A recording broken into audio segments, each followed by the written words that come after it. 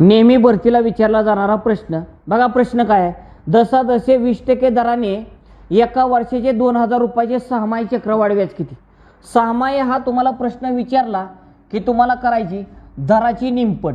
दराची निमपट म्हणजे 10% आणि तुम्हाला काळाची करायची दुप्पट.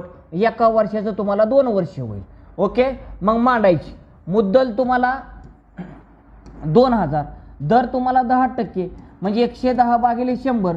काय तुम्हाला 2 दिलाय म्हणून तुम्हाला 2 वेळा मांडणी म्हणजे 110 भागिले तुम्हाला 100. ओके, पहिलं 4 शून्य घालून टाकायचं. 1 2 ही 4 गेलं. ओके, 11चा वर्ग 121 गुणले तुम्हाला 20. 121 गुणे तुम्हाला 242.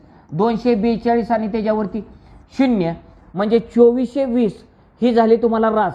त्याच्यातून वजा तुम्हाला 2000 करायचं म्हणजे 420 तुम्हाला झालं चक्रवाढ व्याज.